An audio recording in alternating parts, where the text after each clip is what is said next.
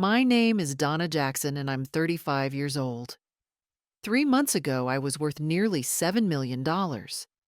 I owned a thriving interior design and staging business, lived in a 5-bedroom Victorian house in Westchester, and had twin teenagers in private school. Today, I'm about to tell you how losing everything led me to discover something that changed my entire life. When my ex-husband Blake and his lawyer girlfriend Jennifer stripped me of everything and laughed in my face, I thought I had nothing left to live for. But sometimes the universe works in mysterious ways, and the biggest blessings come disguised as the worst disasters. "Donna, you're pathetic," Blake had said, standing in the courthouse hallway with Jennifer Hartwell's arm wrapped around his waist. 18 years of marriage, and you never saw this coming. Some businesswoman you turned out to be. Jennifer smirked as she adjusted her designer suit, the one I'm sure my money paid for. "Nothing personal, Donna." "Well, actually, I guess it is personal now." They both laughed, the sound echoing off the marble walls like a knife twisting in my gut. I stood there in my only remaining business suit, the navy one with the small stain on the sleeve I'd tried to hide with a scarf, watching them walk away with everything I'd built. The business I'd started from nothing, working 18-hour days until my hands cramped from sketching designs. The house where my children took their first steps, where Olivia had said her first word, where Nathan had learned to ride his bike in the driveway. The savings account that held $6.7 million, every penny earned through blood, sweat, and sacrificed family dinners. Even custody of Olivia and Nathan, my 17-year-old twins, who believed every lie their father had whispered in their ears. Blake turned back once, and the look on his face was pure contempt mixed with triumph. "You should see yourself right now, Donna. Pathetic. All those years of acting superior because you made more money than me. Where's your superiority now?" "Sue me," Jennifer called over her shoulder, her heels clicking confidently on the marble floor. "Oh, wait. You can't afford a lawyer anymore. I'm untouchable now, Donna. I made sure of that. Your little empire? It's Blake's now. Your precious money? Already transferred? Your children? They don't want to see you. You're nothing." People in the courthouse hallway stared. Some I recognized. Former clients, business acquaintances. They quickly looked away, pretending they hadn't seen my humiliation. 3 months later, I was down to my last $1,000, living in a studio apartment that smelled like curry and defeat. That's when I remembered an old storage unit my father had rented in my name years ago. Most of it was junk from my grandfather's estate. But in a shoebox marked "Important Papers," I found something that made me sit down on the cold concrete floor. A savings passbook from First National Trust, dated January 15th, 1960.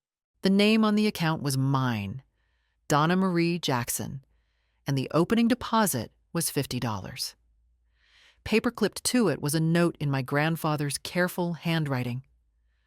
"For my granddaughter's future. Do not touch except in dire need. Never let them see all your cards, Donna. Never. Grandpa Thomas." The next morning, I walked into the Chase Bank branch that used to be First National Trust. The young teller typed something into her computer, and her face went completely white. She called her manager over with shaking hands, and they both stared at the screen like they'd seen a ghost. "Ms. Jackson," the manager said, his voice barely a whisper.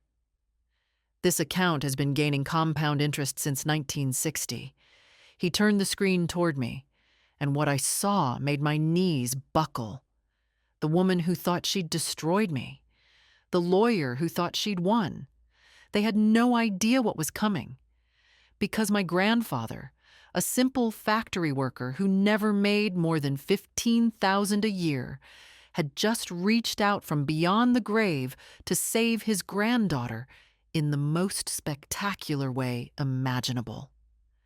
This is that story. And trust me, you're going to want to hear every word of what happened next. Tell me in the comments, have you ever felt completely invisible in your own marriage? I need you to understand who I was before everything fell apart, because that's the only way you'll grasp just how far I fell and how blind I'd been to what was happening right under my nose. Jackson Interiors and Staging started in a rented office space in Queens back in 2009. I was 26 years old with a business degree from a state school I'd paid for myself, a new husband who promised to support my dreams, and exactly $12,000 my father had left me when he passed suddenly from a heart attack. I remember standing in that empty office space, paint peeling from the walls, fluorescent lights flickering overhead, and thinking, this is it. This is where I build something that matters. Every morning at 5:30, I'd kiss Blake goodbye while he rolled over and went back to sleep, and drive to that office where I'd work on proposals, cold call real estate agents, and beg contractors to give me a chance. My first client was a real estate agent named Patricia Wong, who took pity on me and gave me a 2-bedroom condo to stage.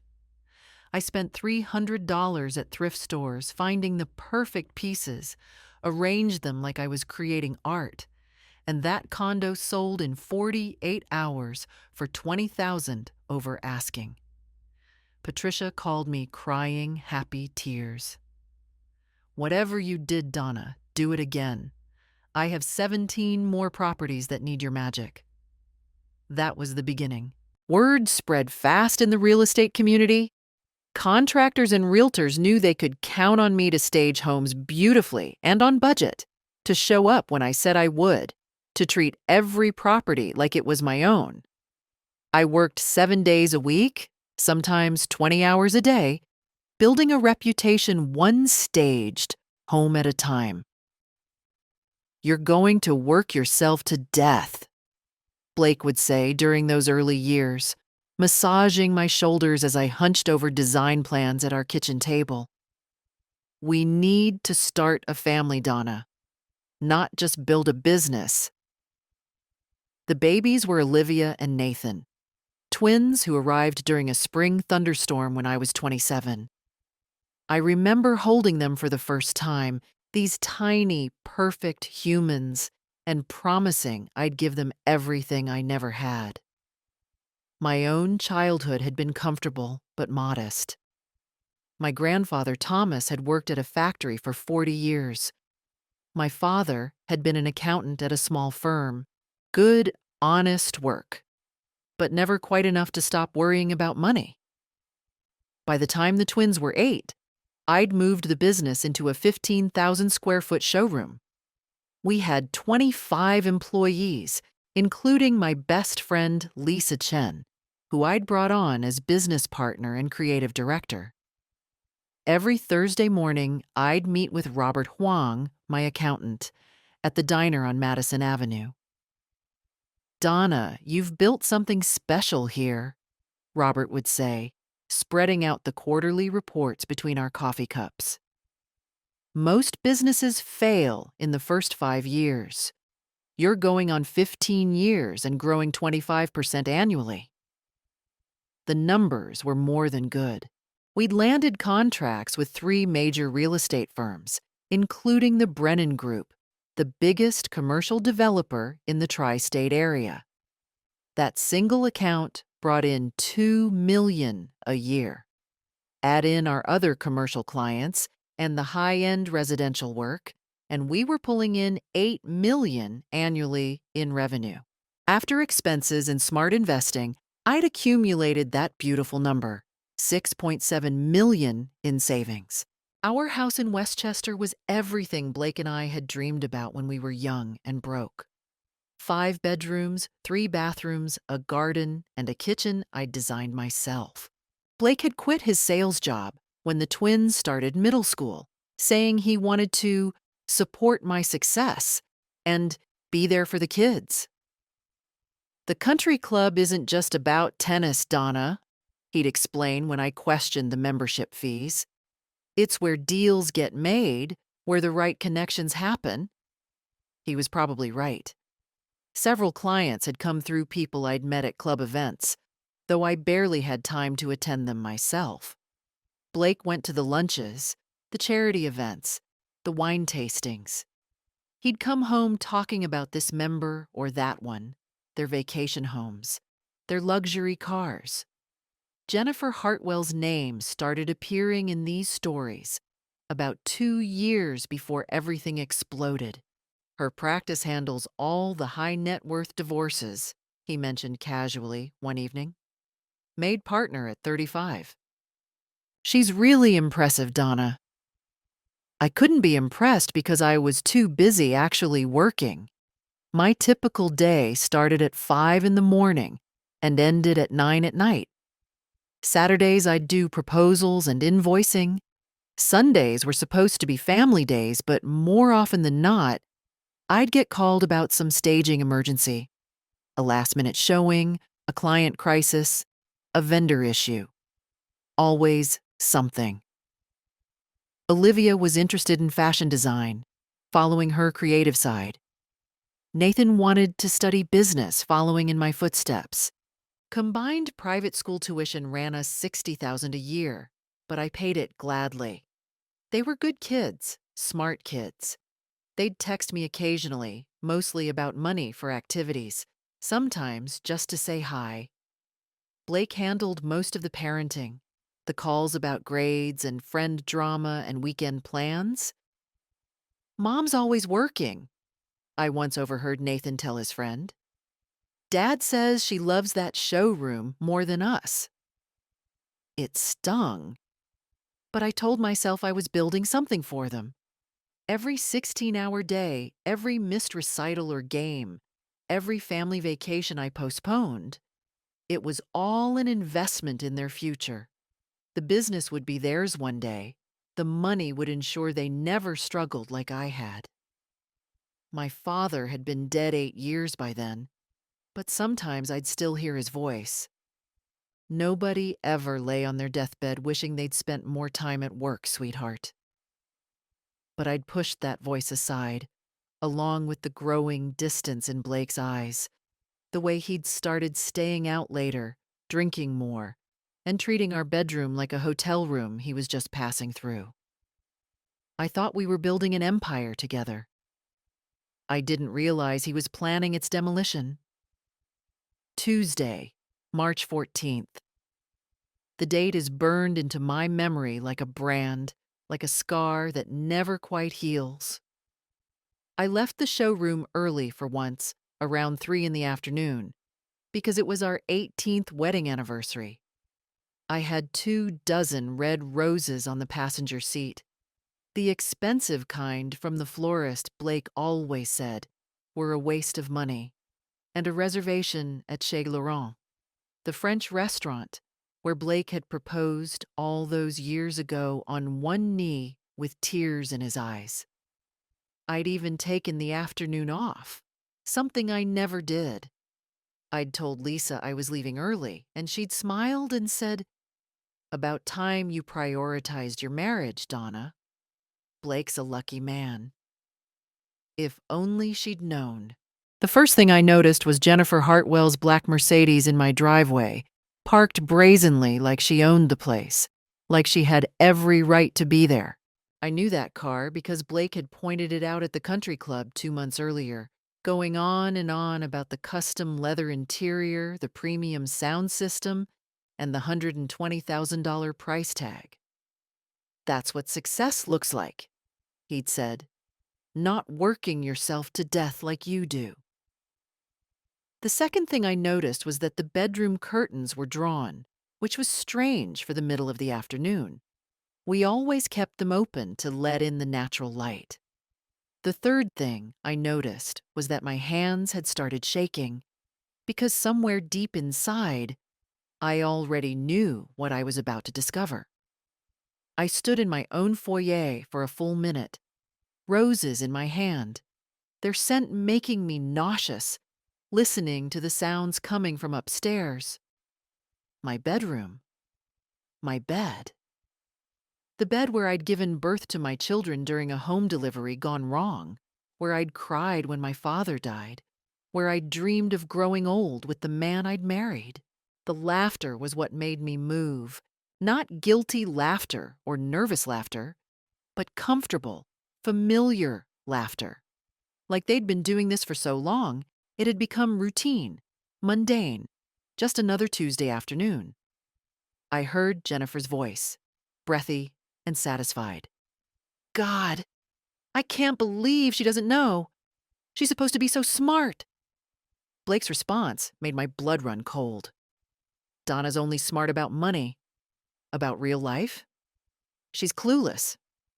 Always has been. I didn't confront them. Instead, I sat in my car for 3 hours, watching Jennifer leave my house at 6:30, kissing my husband goodbye at my front door like she owned the place. Blake waved from the doorway in the robe I'd bought him for Christmas. When I finally went inside at 8, he was freshly showered, making dinner, humming to himself. "You're late," he said, without looking up from the stove. Anniversary or not, you could have called. The divorce papers were served the next morning at exactly 9:15. I was in the middle of a design presentation when the process server walked into our conference room. 25 employees watched as I was handed the documents that would destroy everything I'd built. "Donna Jackson?" the server asked. "Yes." "You've been served." Lisa, my business partner, stood up like she was ready to throw the guy out, but I waved her off. My hands were surprisingly steady as I opened the envelope. Blake wasn't just asking for a divorce. He was claiming emotional abandonment, financial abuse, hidden assets, and neglect of our children. Every single accusation was a lie. But that didn't matter. Jennifer had crafted a masterpiece of legal destruction. The first meeting was held in Jennifer's office, a power play to show me who was in control. Blake sat beside her in a new designer suit, expensive watch catching the light. He wouldn't look at me directly. "My client has been suffering in silence for years," Jennifer began, her hand resting on Blake's arm.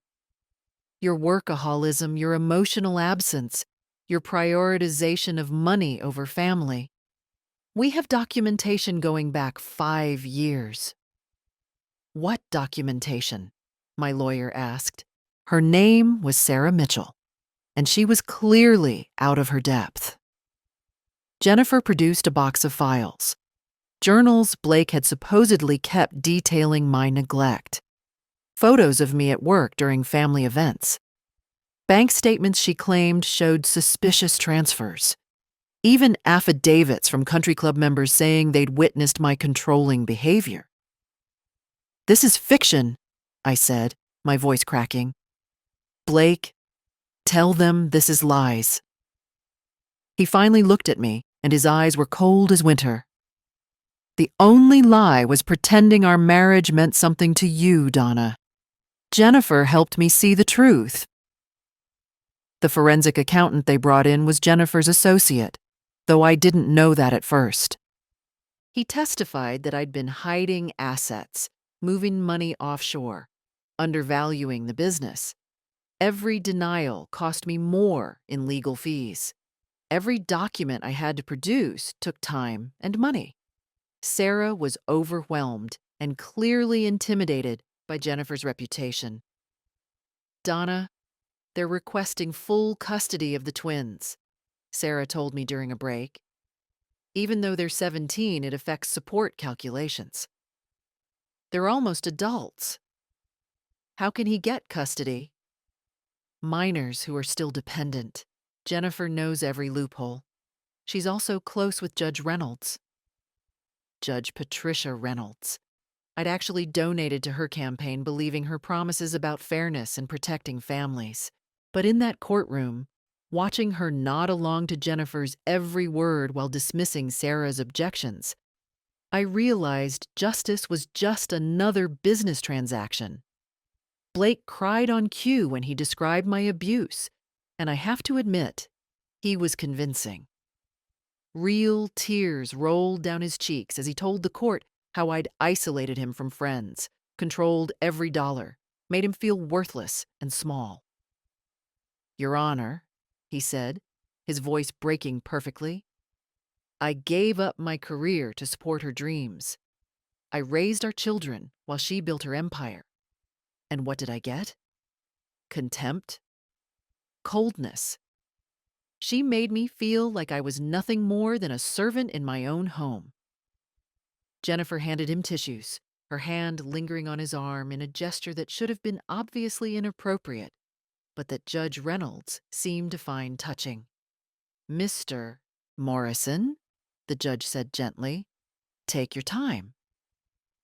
The man who'd spent $40,000 a year on country club memberships and luxury cars, who'd bought a $60,000 sports car without consulting me, who'd taken weekend trips to Atlantic City and lost thousands gambling, claimed I'd kept him prisoner in a loveless marriage. But the absolute worst, the moment that nearly broke me completely, was when they brought in Mrs. Henderson, Olivia, and Nathan's high school counselor. She testified that both twins had come to her office multiple times, crying about their absent mother. Olivia told me her mother missed every single parent-teacher conference, Mrs. Henderson said, consulting her notes. Nathan said he couldn't remember the last time his mother had attended one of his basketball games.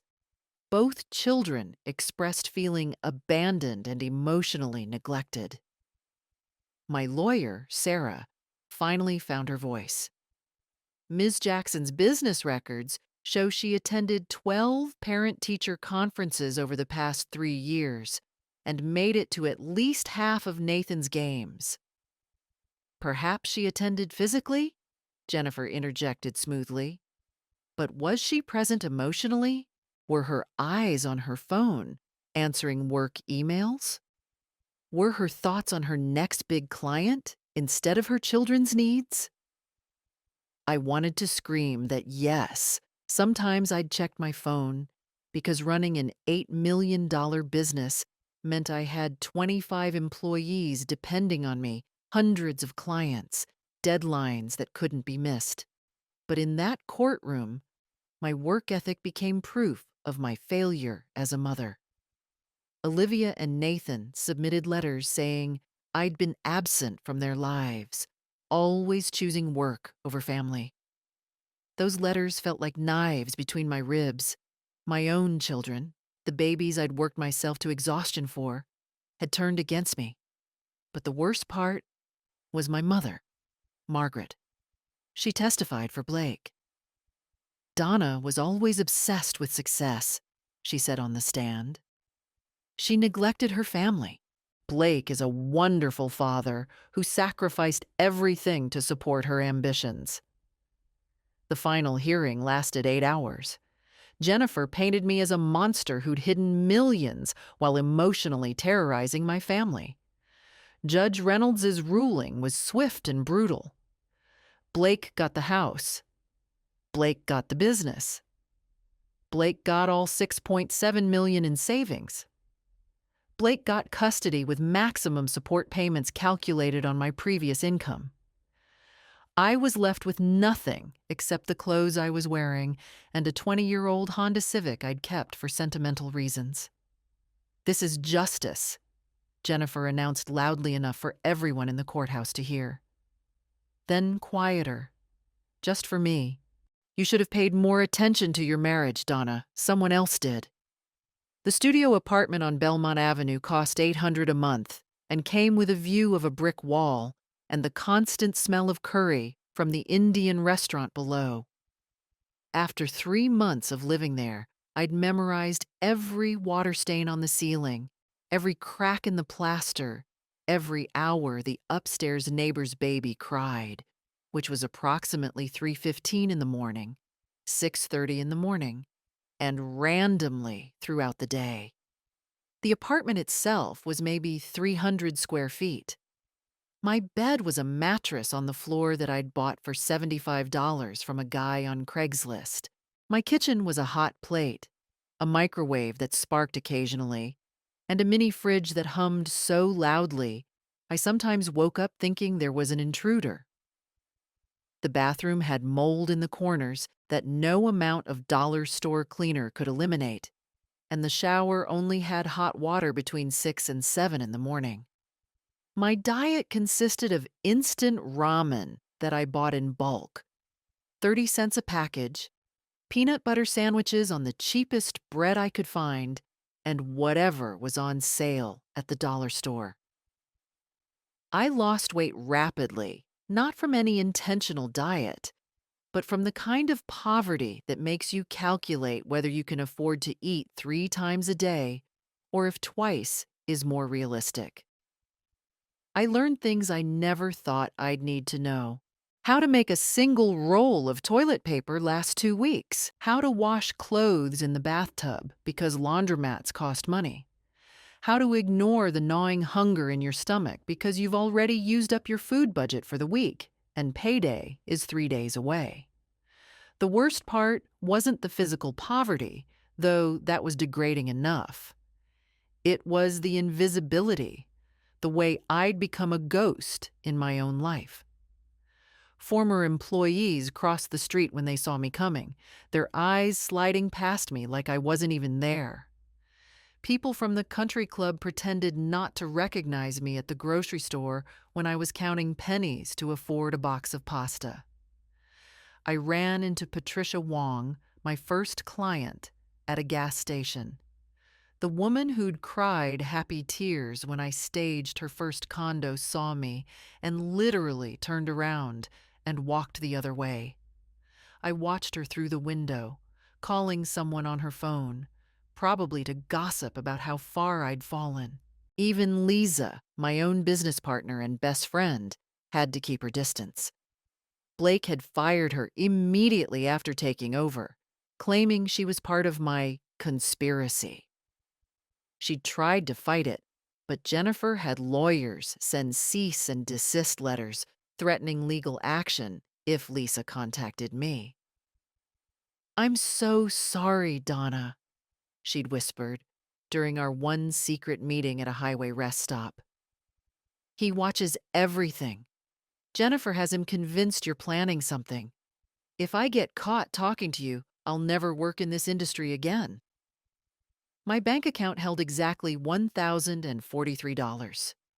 The court had garnished my wages from the temporary warehouse job I'd found, taking 70% for alimony and child support. Judge Reynolds had based the payments on my previous income, not my current situation. Sarah Mitchell had tried to file for modification, but that required another retainer I didn't have. She'd eventually stopped returning my calls. Nathan still wouldn't talk to me. Olivia had answered once, crying, saying Blake had shown her proof of my affairs. Bank accounts in the Cayman Islands, transactions that didn't exist, but that Jennifer had made look real enough. "How could you, Mom?" she'd sobbed. "Dad gave you everything, and you cheated on him." The isolation was complete. At 35, I was more alone than I'd been at 25. Except now I didn't have youth or hope or a father who believed in me. My mother called once, her voice tight with judgment. "You brought this on yourself, Donna. A woman needs to put her family first. Now look at you." It was a Thursday evening when I started going through the storage unit. The one thing Blake hadn't known about, because I'd rented it in my father's name years ago to store his belongings after he died. Most of it was junk. Old tools, photograph albums, his collection of vintage magazines that turned out to be worthless. But in a shoebox marked important papers, I found something that made me sit down on the concrete floor. A savings passbook from First National Trust, dated January 15th, 1960. The name on the account was mine, Donna Marie Jackson, my maiden name. The opening deposit was $50. Paper clipped to it was a note in my grandfather's careful handwriting for my granddaughter's future. Do not touch except in dire need. Grandpa Thomas. I remembered the story vaguely. Grandpa Thomas had opened the account when I was born, his first grandchild. $50 was a week's salary for him back then. My father had mentioned it once or twice over the years, but we'd all assumed the account had been closed during one of the many bank mergers since 1960. First National Trust had been bought by Commerce Bank, which was bought by Republic Federal, which was eventually absorbed by Chase. The passbook was probably worthless, a relic from another era. But sitting in that storage unit, surrounded by the remnants of my father's life and my grandfather's belongings, I felt a strange pull to see it through. My grandfather had been a simple man who worked the factory assembly line for 40 years. He'd died when I was 10, but I remembered his hands, rough and strong, and how he'd always slip me a $5 bill when my parents weren't looking. Save half, spend half, he'd always say in his slight European accent. Time makes money grow, Donna. Remember that. There was another note tucked behind the first one, this one longer, written on yellowed paper. Dear Donna, if you are reading this, you have reached the age of wisdom and found yourself in need. I knew nothing of your future when I wrote this, only that life has storms and every woman needs a harbor. Trust no one completely, not even those who share your bed. The world is full of Blakes and Jennifers, though they wore different names in my day. Use this gift wisely. Never let them see all your cards, Donna. Never. Your Grandpa Thomas. The words made my skin prickle. How could he have known? How could he have predicted 35 years ago that I'd need exactly this message at exactly this moment? The next morning, I put on my last decent blouse, the one I saved for job interviews, and drove to the Chase branch on Fifth Avenue. The building had been renovated multiple times, all glass and steel now, nothing like the brick bank my grandfather would have known. The teller was a young woman named Patricia, professional and friendly. How can I help you today? I have an old account, I said, sliding the yellowed passbook across the marble counter. Very old, from 1960. I'd like to close it out. Patricia frowned at the passbook, typed something into her computer. Her expression changed from confusion to shock. Ms. Jackson, could you wait just a moment? I need to get my manager. Great, I thought. They're going to tell me the account was escheated to the state decades ago. Another dead end in a life full of them. Patricia returned with Theodore Grayson, the branch manager, a man in his 50s who looked like he'd seen everything in his 30 years of banking. But the expression on his face suggested he hadn't seen this. Ms. Jackson, he said, his voice careful and professional. Could you come with me to my office? We need to discuss this account privately. I followed him, my stomach tight with anxiety. Whatever was coming, I could handle it. After everything I'd lost, what was one more disappointment? But as we walked past the teller windows and security cameras, I noticed Theodore's hands were trembling slightly as he carried my grandfather's passbook like it was made of gold. Theodore Grayson's office was all mahogany and leather, with certificates and awards covering one wall. Photos of him shaking hands with mayors and business leaders. A window overlooking Fifth Avenue where people walked past, living their normal lives, unaware that mine was about to change forever. He gestured for me to sit, then carefully placed my grandfather's passbook on his desk like it was made of gold, or maybe like it was a bomb that might explode if handled roughly. His computer screen faced away from me, and I watched his fingers fly across the keyboard, his expression changing from professional courtesy to confusion to absolute incredulity with each keystroke. He typed, paused, typed again, pulled up what looked like archived records, made a phone call to someone in the records department, typed some more. Finally, after what felt like an eternity, but was probably only 5 minutes, he looked up at me with an expression I couldn't quite read. "Ms. Jackson," he began, then stopped, cleared his throat like he was trying to figure out how to say something that shouldn't be possible, and started again. "This account is extraordinary. I've been in banking for 30 years, and I've never seen anything quite like this. Your grandfather didn't just open a savings account. He opened what was called a Century Growth Account, a product First National Trust offered briefly in 1960. Only about 200 of these accounts were ever created, and most were closed decades ago." He pulled out a calculator and a legal pad, his hand slightly trembling as he made quick notations. The account was set up with compound interest at 7.5% annually, locked for a minimum of 45 years. The bank honored this rate through every merger, through every change in management, through every shift in the financial landscape, because it was a contractual obligation. No one could touch it, not even you, until you turned 35. "I turned 35 3 months ago," I said, my mouth suddenly so dry I could barely form the words. "In January." "Exactly. The account became available to you on January 15th, 2025. Theodore's hands were shaking now as he turned his monitor toward me. "Ms. Jackson, do you understand how compound interest works over long periods of time?" "In theory, yes." "The interest earns interest, which earns more interest." "This is not theory. This is your account balance." The number on the screen didn't make sense. I blinked, counted the digits, blinked again.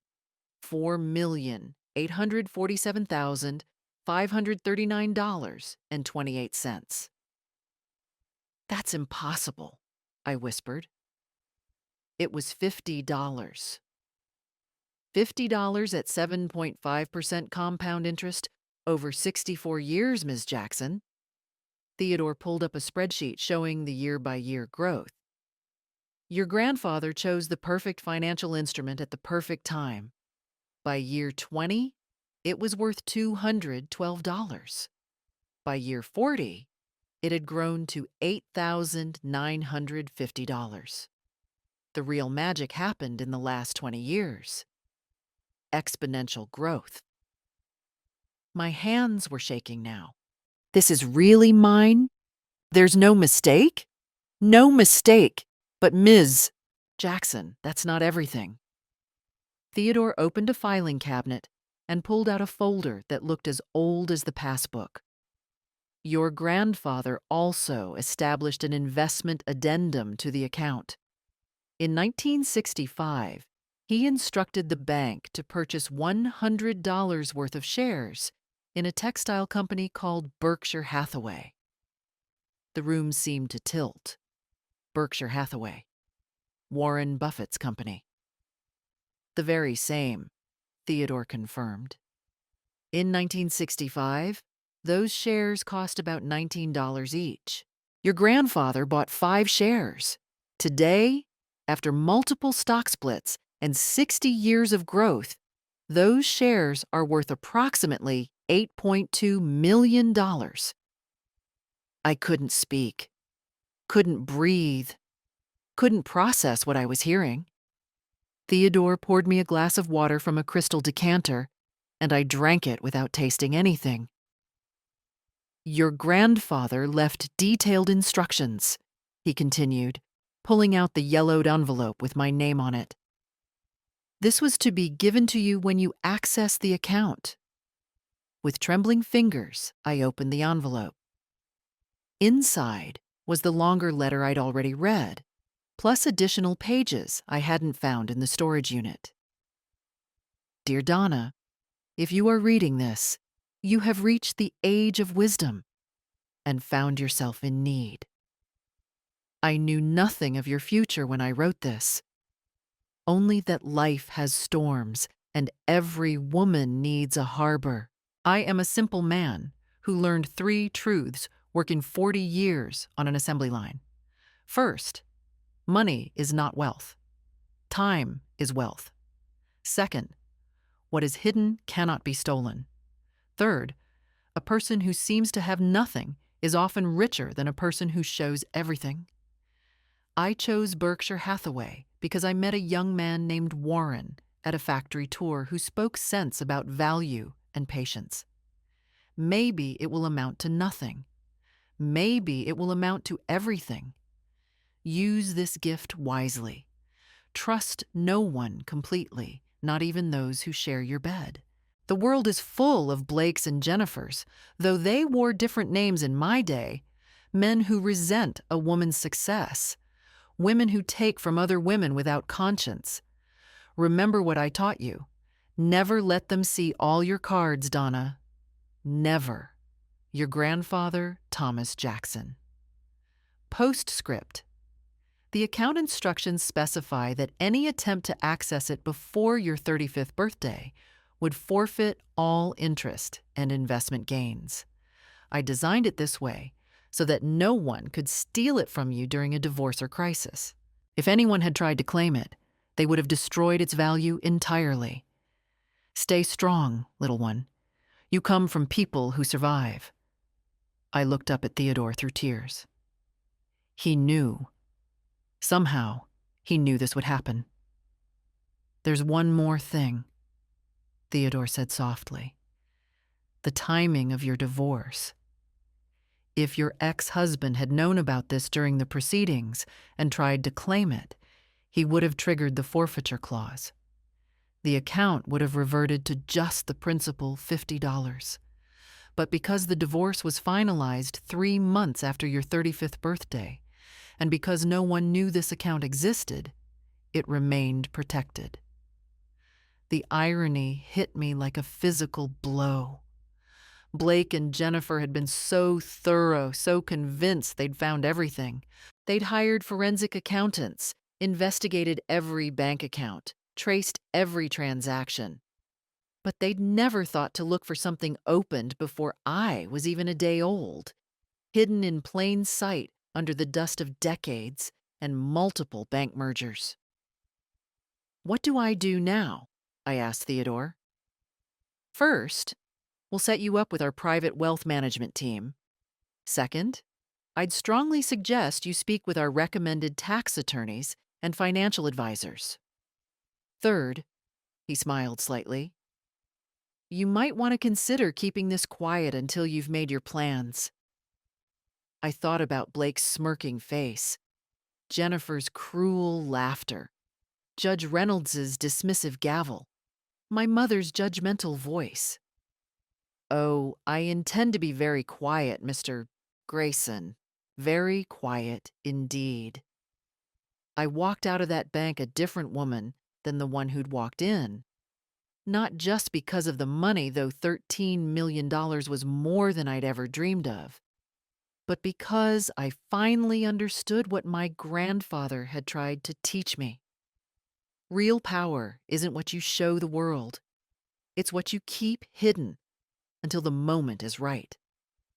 For 2 weeks, I continued living in that studio apartment, eating ramen, going to my warehouse job. I told no one about the fortune sitting in my new accounts, not even Lisa. The routine was deliberately mundane. Each morning, I'd wake at 5:30 a.m. to the sound of garbage trucks rumbling past my window. I'd shower in the cramped bathroom where the tiles were cracked and the water pressure was inconsistent at best. I'd dress in my warehouse uniform, cheap khakis, and a company polo that smelled perpetually of cardboard and industrial cleaner. And I'd make instant coffee with water heated in the microwave because the studio didn't have a proper kitchen. Then I'd take the bus to work, standing in the aisle because the seats were always full by the time I got on, surrounded by other tired people heading to jobs that would never make them rich. And I'd think about the numbers sitting in those accounts. $13 million. More money than most people would see in multiple lifetimes. And nobody knew. Not Blake, not Jennifer, not the judge who'd stolen everything from me. My coworkers at the warehouse would complain about bills, about rent, about the price of groceries, and I'd nod along sympathetically because I understood their struggles intimately. Because 3 weeks ago, those struggles were my reality. Because even with millions in the bank, I remembered what it felt like to choose between buying food and buying gas. Instead, I met quietly with Catherine Merrick, the most feared attorney in New York, and ironically, Jennifer Hartwell's former mentor. Jennifer was my protege, Catherine told me during our first meeting in her penthouse office overlooking Central Park. Brilliant, ruthless, and completely without ethics. She learned everything from me, then stabbed me in the back to steal my biggest client. I've been waiting for the right case to teach her a lesson. Catherine was in her late 50s, silver-haired and sharp-eyed, dressed in a charcoal suit that probably cost more than my first car. Her office was all glass and steel and modern art that I suspected was worth more than my old house. But what struck me most was the way she looked at the documents I'd brought. Not with sympathy, but with the cold calculation of a chess master spotting a winning endgame. "This," she said, tapping the fabricated evidence with one perfectly manicured nail, "is sloppy work. Jennifer's gotten arrogant. She thinks she's untouchable now." "Is she?" I asked. Catherine smiled, and it wasn't a nice smile. "Nobody's untouchable, Ms. Jackson. That's the first lesson of real power. The second lesson is that revenge is a dish best served with federal indictments." I handed her the divorce decree, the fabricated evidence, and everything Sarah Mitchell had documented before giving up. Catherine's investigation uncovered everything. Jennifer and Judge Reynolds weren't just casual acquaintances. They had a financial arrangement involving favorable rulings for kickbacks, funneled through a shell company registered in Delaware. The shell company was called Legal Consulting Associates, which was so generically named that it had flown under the radar for years. But Catherine's forensic accountant traced payments from Jennifer's firm to the shell company, and from the shell company to Judge Reynolds' personal accounts, to the tune of $380,000 over 3 years. The forensic accountant who'd testified against me was Jennifer's law school roommate, had lied about his credentials, claiming a CPA certification he'd never actually obtained, and had fabricated evidence in 7 other divorce cases. When Catherine's team found the other victims and showed them the evidence, 2 women broke down crying. 1 man punched a wall in rage, and all of them agreed to cooperate fully with the investigation.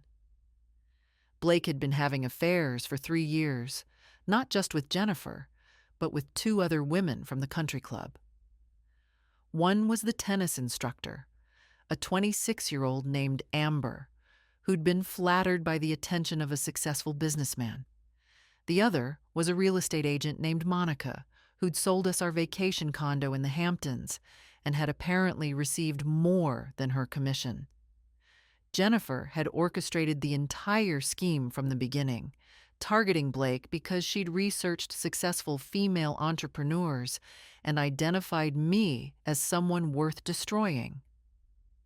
She keeps a spreadsheet, Catherine told me during one of our meetings, sliding a printed document across her marble desk. Potential targets, net worth, vulnerabilities. Your name was highlighted with a note: workaholic, neglectful of marriage, high asset concentration in business. Husband shows signs of resentment. She literally profiled you like a predator stalking prey.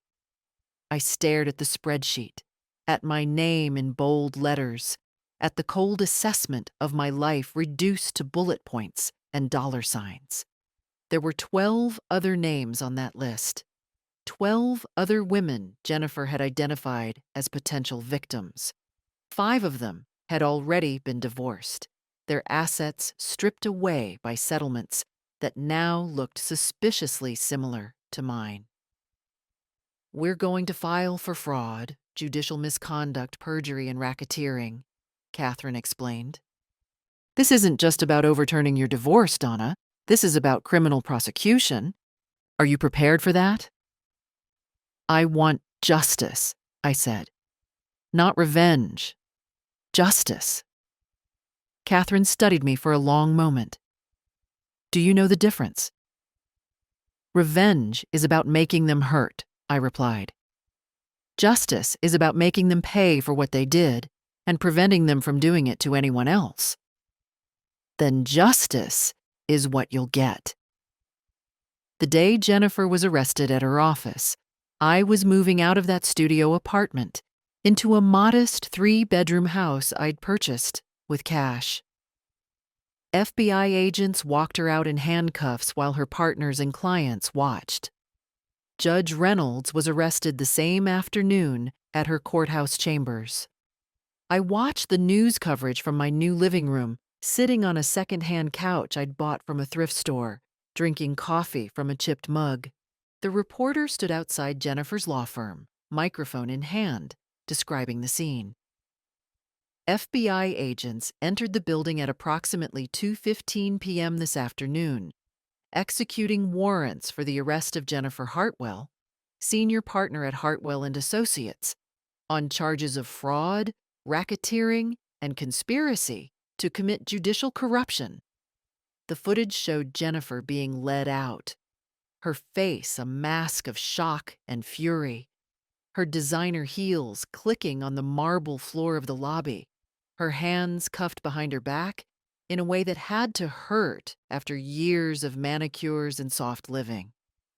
Her colleagues stood frozen, watching their star attorney fall from grace in real time. The local news ran the story for weeks. Prominent divorce attorney and judge arrested in corruption scandal. Multiple victims come forward.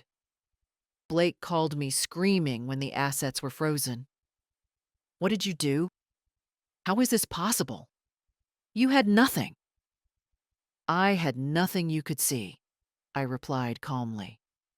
My grandfather taught me that lesson, though it took me losing everything to understand it. The divorce ruling was completely overturned. Blake had to return the house, the business, and what was left of the money he hadn't already spent on Jennifer and his other girlfriends. Jennifer, facing disbarment and prison, turned on everyone to save herself, revealing that Blake had helped plan the entire scheme, that they'd targeted me specifically because of my assets. The evidence she provided showed text messages going back 3 years. Blake's resentment of my success, his anger that I made more money than him, his plot with Jennifer to take everything and leave me with nothing. She was so focused on work, she'll never see it coming, one text read. By the time we're done, she'll wish she'd paid more attention to me, read another. Her grandfather was some blue-collar nobody, Blake had written to Jennifer. There's no secret inheritance coming, no hidden assets, just what we can see, and that's all ours. That text message, more than any other, showed how completely they'd underestimated me, how they'd looked at my grandfather's worn coat and old car and working-class job and assumed poverty, how they'd missed the most important thing, that true wealth knows how to hide itself from people who would take it. Olivia and Nathan came to see me the day the news broke, showing up at my door without warning.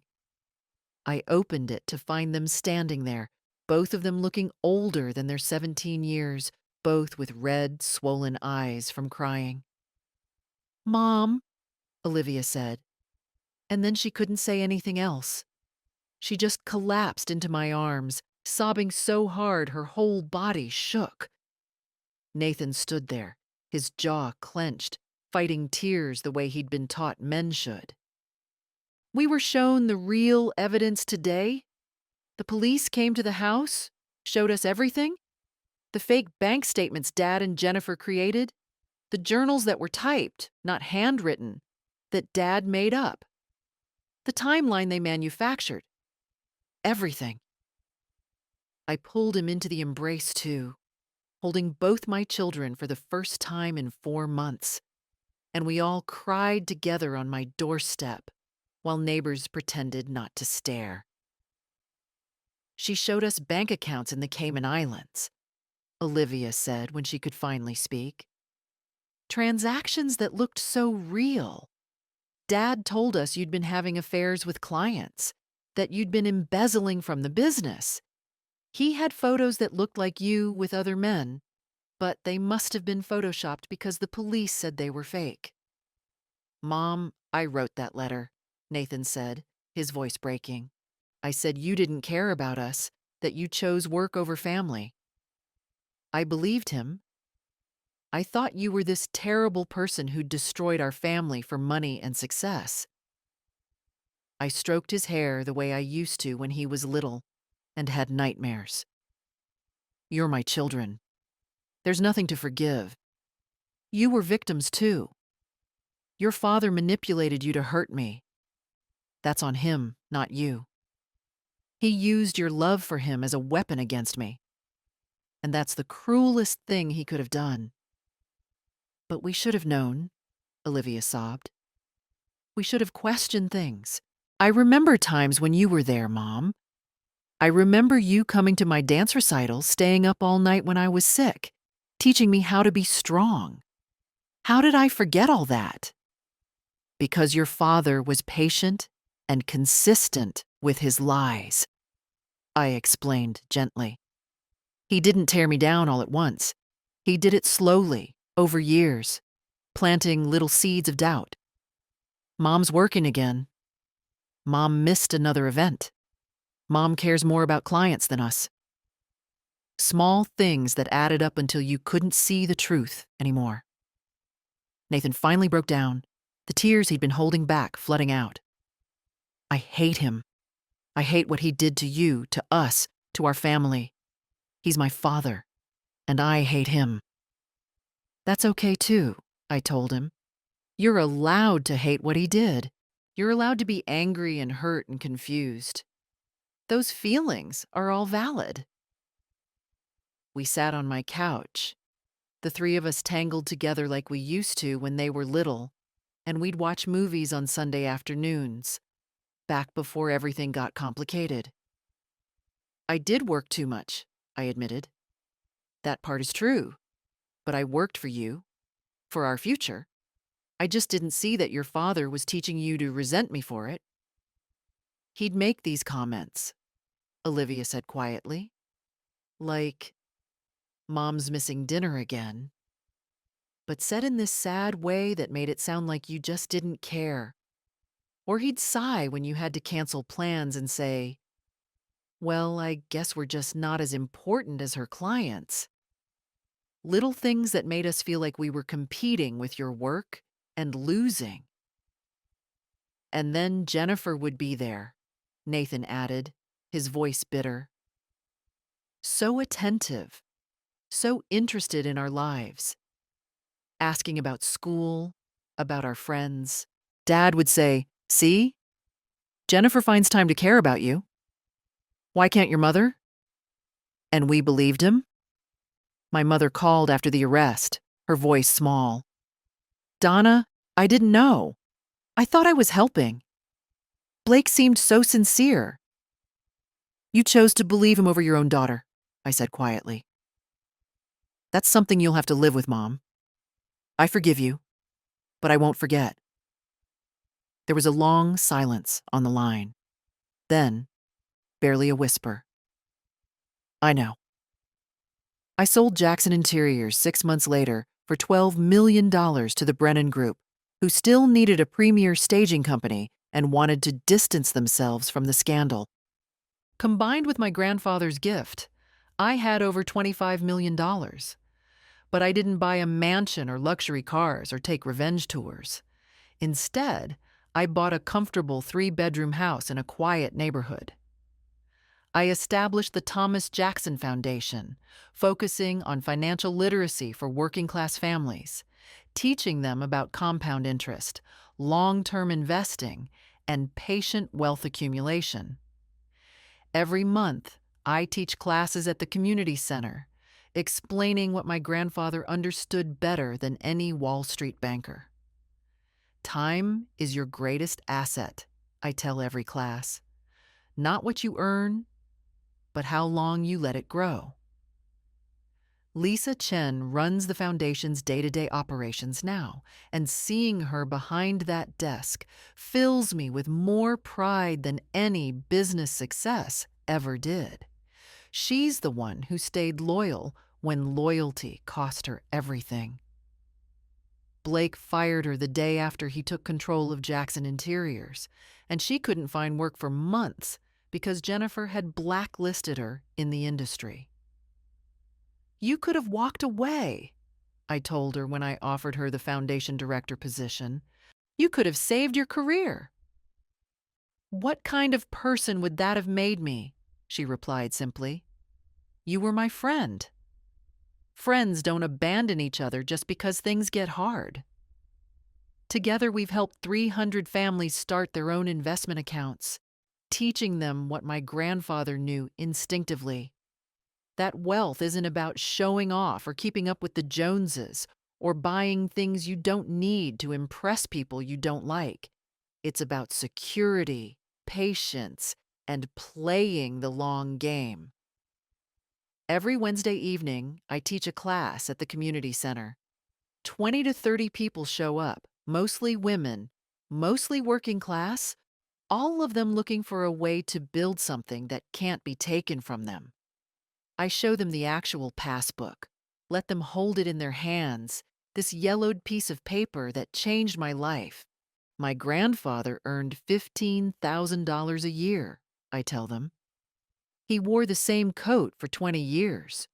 He drove the same car until it literally stopped running. But he understood something that most wealthy people never figure out. Time is more valuable than money. Because time can create money, but money can't create time. Last week, a woman named Rosa approached me after class. She was in her 40s, working 2 jobs, raising 3 kids alone after her husband left. "Ms. Jackson," she said, her accent thick with emotion. I opened the account. $50, just like your grandfather. I know it's not much. I took her hands in mine. "Rosa, that $50 is everything. In 30 years, with compound interest, that $50 could be $20,000. In 40 years, it could be $50,000. But more than that, you're teaching your children something priceless. You're teaching them that patience wins, that slow and steady builds foundations, that looking poor while building wealth is smarter than looking wealthy while drowning in debt." She cried then, and so did I, because I understood what that $50 represented. Hope. The belief that tomorrow could be better than today. The faith that small actions repeated over time create miracles. Robert Huang, my former accountant, volunteers at the foundation 3 days a week, teaching basic financial literacy. You know what's wild? He told me last month. I worked with you for 10 years, watched you build an $8 million business, and I never knew about this account. Your grandfather was a genius. He protected you from everyone, even from yourself. He knew, I said. Somehow, he knew that success makes you a target, that people will try to take what you've built, that the only truly safe wealth is wealth nobody knows about. Jennifer was disbarred and sentenced to 3 years in federal prison. Judge Reynolds got 5 years and lost her pension. Blake was convicted of conspiracy to commit fraud and got 18 months, plus he lost all rights to any of my assets. The house was returned to me, but I sold it. Too many bad memories. Olivia and Nathan live with me now, both in community college, both working part-time, both learning the value of money earned rather than money taken.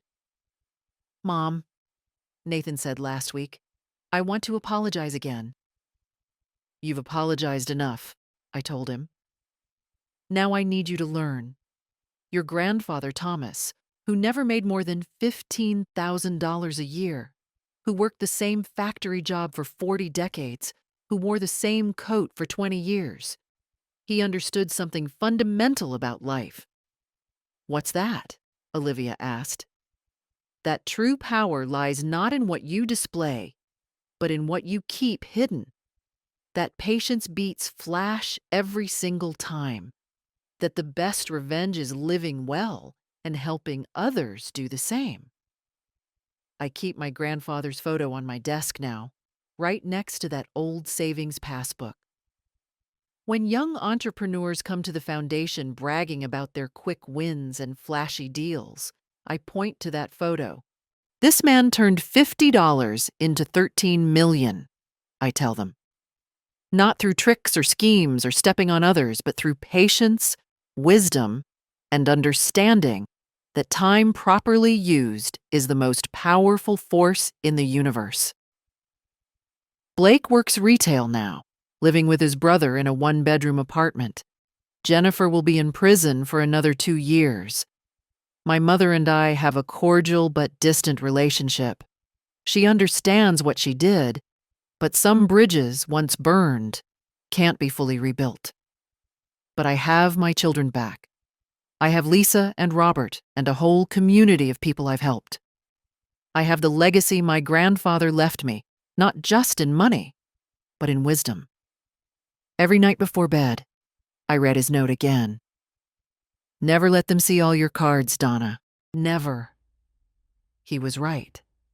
The best hand is the one nobody knows you're holding until the moment you lay it on the table and claim everything you're owed. Sometimes the biggest blessings come disguised as the worst disasters. You just have to be patient enough to see them bloom. And when people try to take what's yours, remember that real power isn't loud. It's quiet. It's hidden. It's patient. And it wins in the end. Always. If you enjoyed this story, please like the video and share it with someone who needs to hear that patience and wisdom can overcome any betrayal. Leave a comment below about a time when patience paid off in your life, or when someone underestimated you and lived to regret it.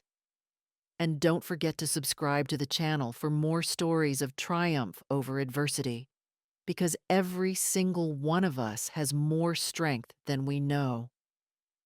We just have to be patient enough to find it.